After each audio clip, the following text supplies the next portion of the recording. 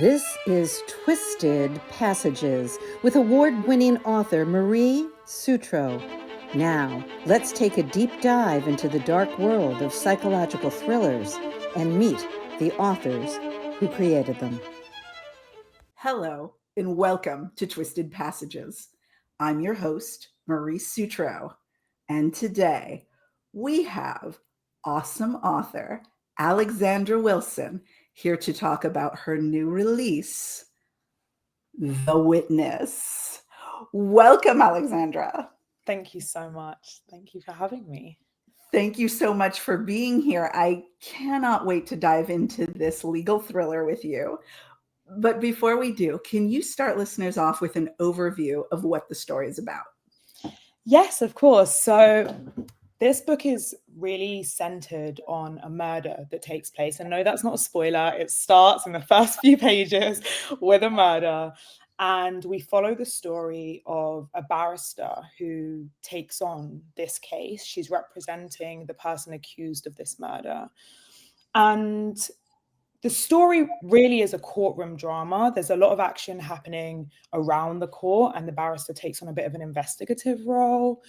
We have some prison scenes where the defendant, but the person accused of the murder is, we see him in prison, and we get a bit of an insight into what that world is like while you're waiting for your trial. And this whole idea of innocent until proven guilty really isn't so realistic when people are held in prison and awaiting trial, and you really realize how difficult that is for many people.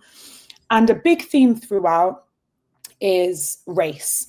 I really draw on issues of race relations, not only society-wide but also in the characters themselves. Rose is a Black barrister. The person accused, the defendant Emmett, he is Black, and the man who is killed, who sadly dies, is a white man. And one of the big issues in the book is really exploring how race plays a role in and what goes on and how people perceive the murder and how quickly people blame Emma and are very happy to accept the story as it's originally told. And yeah, without spoiling what happens in the end, and it's not as obvious as one might think.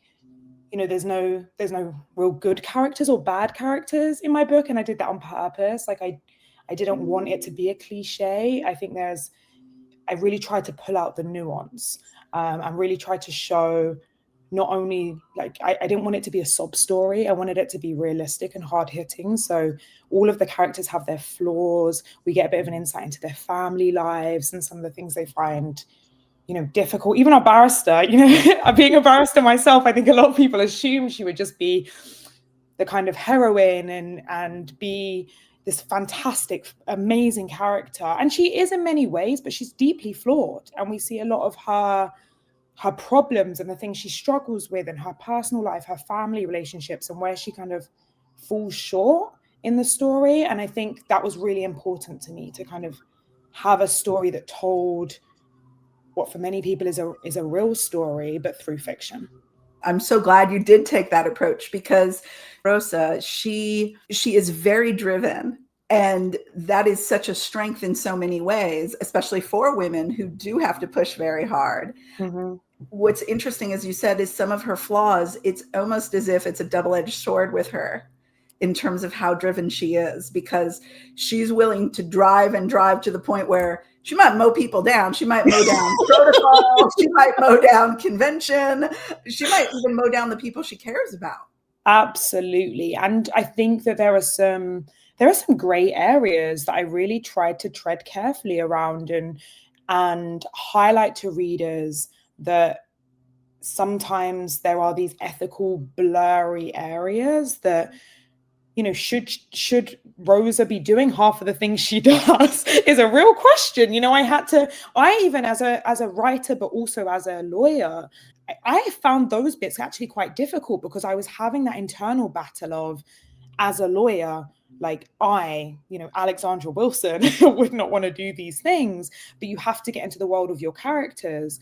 And Rosa really took on a very unique identity, in that she was more willing to push boundaries, to really, I'm so glad you picked up on that, because that's exactly who she is. She's so driven. Sometimes she can become almost a bit blindsided. She just, she just goes full throttle into everything that she wants to do, and can sometimes not act in the best way. And I think we really see that in one of the storylines is her romantic relationships, and it's kind of a mess. Because she's so focused on work and doing the best for her clients and absolutely letting nothing get in her way. Her romantic relationships aren't really flourishing, and perhaps I certainly think, and it's hard to be a reader of your own story, but I certainly felt more sympathy in her more immediate family. Nana, who is one of my favorite characters, I have to say, Nana and Toby, who are her immediate family, and who I think many readers will see her as being quite neglectful of in some places. But it's not that clear cut. It's difficult. Rosa is also the breadwinner. She is the one providing for her family. Her family don't have anything else. She doesn't, like, her mom and dad aren't around. She's being raised by her grandma, and she has this little brother that she feels a lot of responsibility for. And so then in another sense, you get pulled in the other direction, where you think, actually, it's quite admirable. She's admirable. She's working all the time in a very, very stressful job, dealing with, people's liberty, and then coming home and having to worry, does she have enough money to pay for her little brother's school uniform? Like, it really, that's why I say it's not as clear cut. There's no one you feel completely sorry for or completely on the side of. It's I think, a reflection of real life. None of us are perfect. None of us are terrible. We all have like these nuances. I love that, because she's out there in this world where she has to hustle all the time, and the stakes couldn't be any bigger. As you said, this is someone who's wanted for murder, and it's up to her.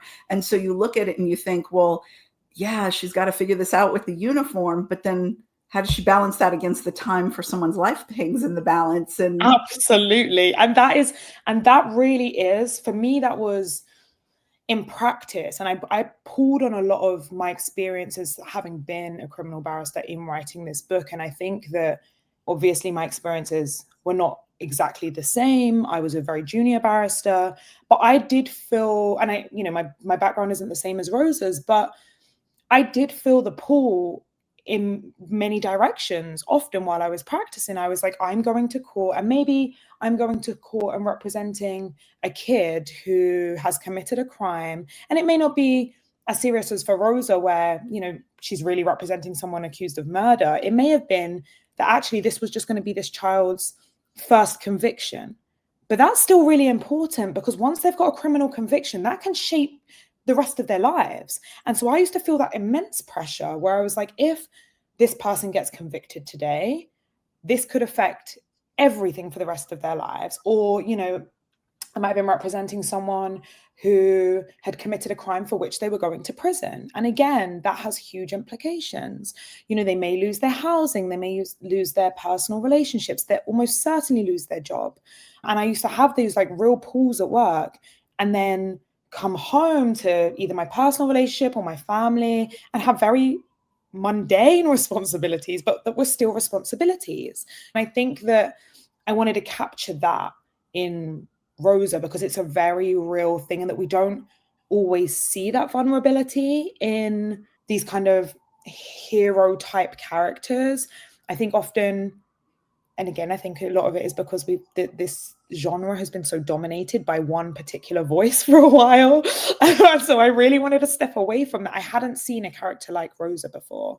I hadn't seen a character whose lived experiences of being both a woman and being a Black woman shaped who she was, as opposed to someone just throwing a diverse character into a book for the sake of it, And I think there is a real difference. I didn't want her to just be a Black woman for the sake of being a Black woman. I wanted us to see, how does that shape who she is?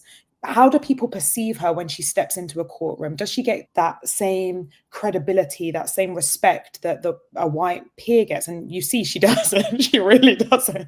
She's like kind of fighting for her life to even get respect in the courtroom. But then on the other side, she's a woman and she's a young woman. So even with her Black clients, Emmett being a prime example, she doesn't automatically get respect from him. He's like, who are you? And that disconnect, sometimes you see some of her naivety in her saying, I'm just like you, like I'm from the similar background. And he's like, no, you're not. I was just going to go there because there's two scenes around that concept where they discuss that. And it was so impactful because exactly the things that you're talking about, there's Maslow's hierarchy of needs, and one of them is group identification. And we think, oh, I'm part of this group or I'm part of that group. And so people in this group are going to get me. No, not necessarily. And through Emmett, you showed a variety of things around perceived privileges that come with things like profession or education. And there are real issues that do then subdivide in powerful ways, right? Because those issues are just as valid, right? Absolutely. And it was, again, something that I personally, and I think I read quite widely, I just hadn't seen brought out before. Like, I think as a Black woman myself, race and gender are like absolutely fundamental to who I am. But those nuances but I'm also Oxford educated. I also was a barrister that people see as like one of the most privileged positions in the world, like I say positions, profession, sorry, but position too, it's a profession with a lot of status. You quite literally wear a horsehair wig with a gown to go to work. I mean, it's kind of ridiculous, right? And so I think often when we see barristers depicted on TV, in like legal thrillers or crime dramas, they always play to that stereotype, and it really goes back to what I was saying about not just putting a diverse character in the role of still a white male barrister. You could swap the person out, and I've seen them do that. I really have seen them do that on TV, where they put a Black woman in that person's place, but that Black woman is still went to the top schools, and we don't see that person's life.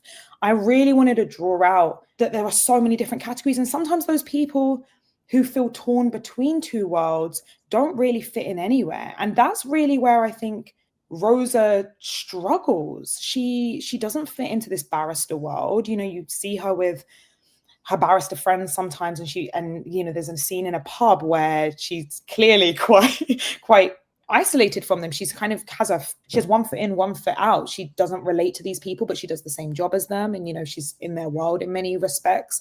She's clearly educated to have got to where she is, and she sees herself. What's funny is she sees herself as like a woman of the people, and that's also not the case, right? Someone like Emmett, that scene, even when I reread it, I'm like, oh, that is harsh, or maybe it triggers something in me, but it's the truth that when Emmett turns around and says to her, you don't get it. You are not the same as me. She's not. That was something that I just felt that readers will be able to relate to, even if it's in their world. It may be that in their world, it may have nothing to do with race, but it may be that gender dynamic and class dynamic that really affects them. It may be someone who doesn't feel understood in the workplace, for example, where they have kids and they're working in a workplace where no one else really has a family. And it's just really picking up on that feeling of people can feel isolated, even if you think they belong to a particular group. And I really wanted to pull that out. And it was so important because you zoomed in almost to the microscopic level on a particular aspect of something that, as you said, is the whole point of the book, is that there are these concepts of we're in this group and everybody who's not in our group is in the other category. And so they are this or they are that. And then my next question, you are uniquely positioned to look at the legal systems in two different countries. Not everybody can do that at the level that you have, at the level that you've studied it. Can we ever get justice in any justice system? Because justice systems are designed by people with power, right?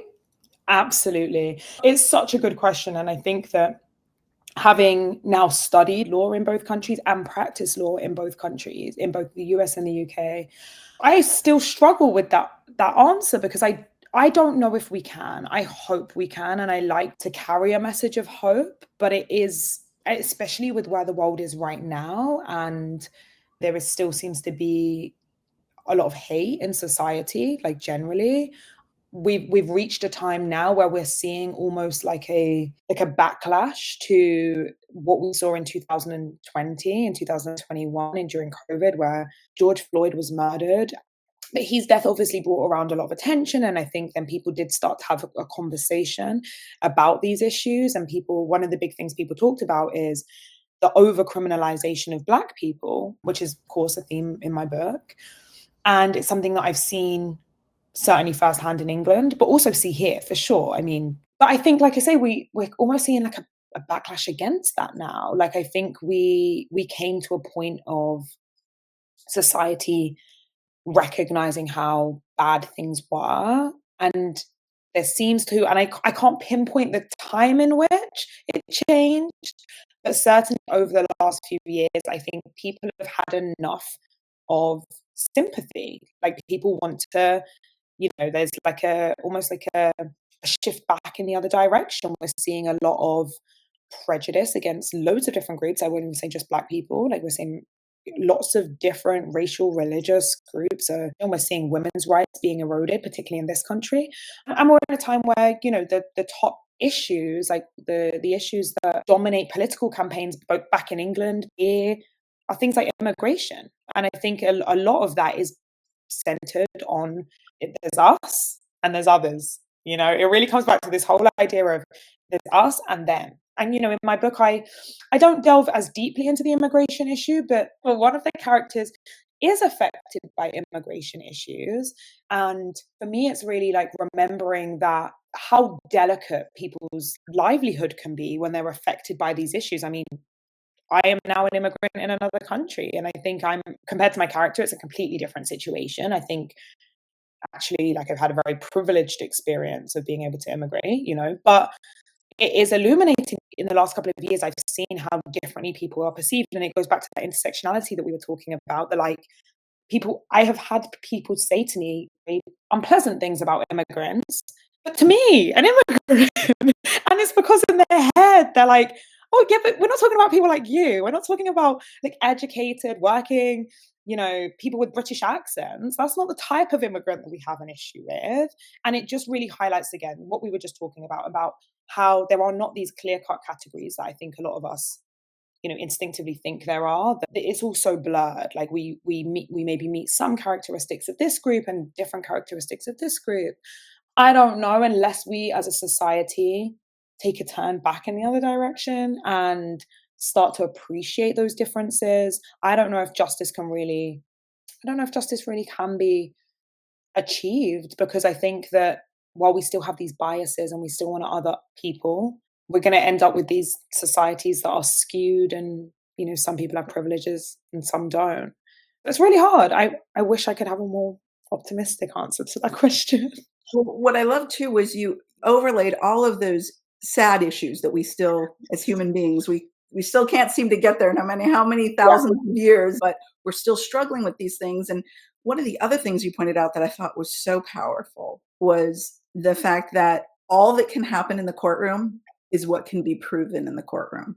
So even if you eliminated all those other things, the fact that you might not have the evidence to prove what you need to prove, still, even in the most ideal situation, the wrong person to be put away. It's chilling to think about. No, completely. And I think it's something that often on social media, for example, I'll see when someone will have been sentenced or someone will have been convicted or arrested or released, and you see people commenting just on the internet. And I always have to resist the temptation to answer people, when I see people like on Instagram saying, well, why on earth would this person only get 2 years? Why would this person be released? But the reality is, as you said, is there are very strict rules. There's rules of evidence, there's courtroom procedure, and criminal law is one of the hardest. In civil cases, where one private person is suing another private person or a company, the standard's lower. But in criminal cases, there's a very high standard. It used to be called beyond a reasonable doubt. That's the legal standard, which I'm sure lots of people have heard, in TV or in books.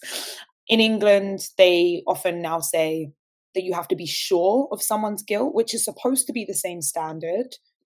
I think some people might say sure suggests maybe even a higher standard to be sure of something.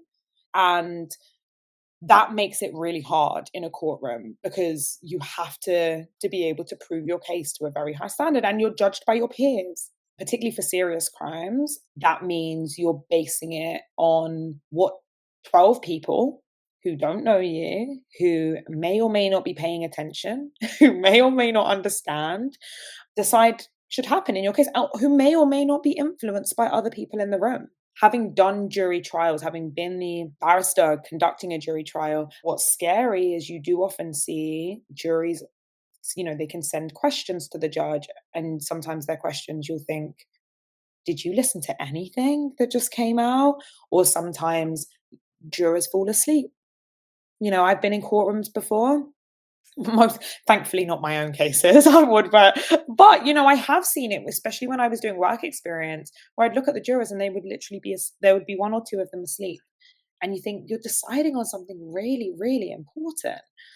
So yeah, I think the legal system in and of itself poses difficulties. Like you said, even if we could eliminate all the bias and all the societal concerns, the legal system itself has barriers that you have to overcome in order to find the right person to have a safe conviction, for sure. I just did want to say, you gave me such a gift, because my experience, obviously, I am not an attorney in the United States, but so much of my crime knowledge, as it would be, is really derived from one of my favorites, which is the old Perry Mason Mm-hmm. show. Yeah. And there's that expression of a Perry Mason moment. Oh my goodness, Alexandra, you gave us those Perry Mason procedural moments in the courtroom, but we're also in London getting to do this. And Yes. so for me as an American, I was like, oh my God, oh, and she has the wig, and oh my gosh, and it was so darn cool. So thank you for those little, sitting on the edge of your seat, gnawing on your fingernails, wondering what's going to happen. And I could almost hear like that dun from, Yes. from Perry Mason, when you'd have someone walk in or something would happen. And you just did that so well. Oh, I'm so glad. Thank you. No, I really wanted to capture it. I thought that one of the things that I could bring as a professional writing these, and I thought, what do I have? Like, obviously I have the social aspects and the characteristics I want to bring to my characters, but what do I have in terms of the description, the image that I want that I want people to have in their mind? Well, for me, stories are so visual. Like, I wanted to be able to people to have an image in their head as they're going through the book. Like, where are they right now? Like, what can they see? What is going on? Let me paint the scene for them.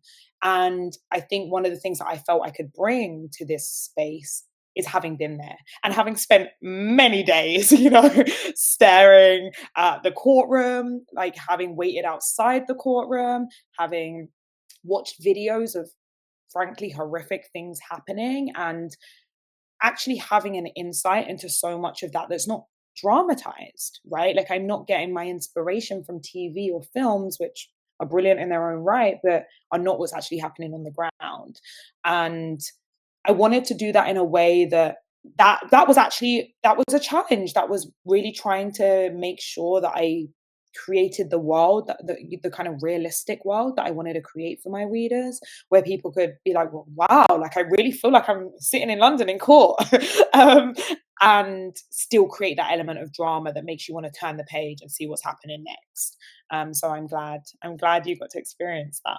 I was very glad to experience it. And like I said, to have those moments of, oh my goodness, because it's just great. I mean, you started out with the title, The Witness, and it's like, okay, who's the witness going to be, and how's that going to play?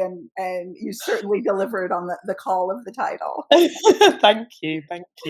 You are welcome. Now, for all the new fans who are going to fall in love with this book, where is the best place for people to find you?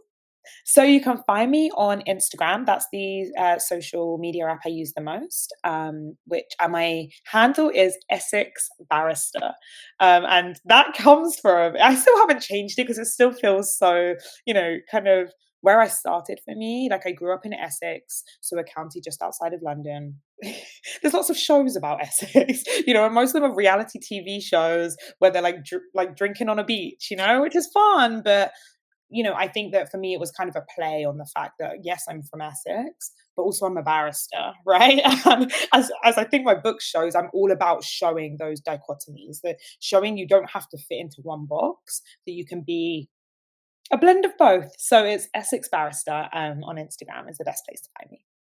Wonderful. Well, again, it is called The Witness, and it is absolutely an amazing way to hop over to London, sit in the courtroom, and just sit on the edge of your seat and say, oh my gosh, what's coming next? Thank you so much. And I hope if you do read it, that you really enjoy it. Thank you, Alexandra, and thank you all for joining us on this episode of Twisted Passages. We hope to see you next time.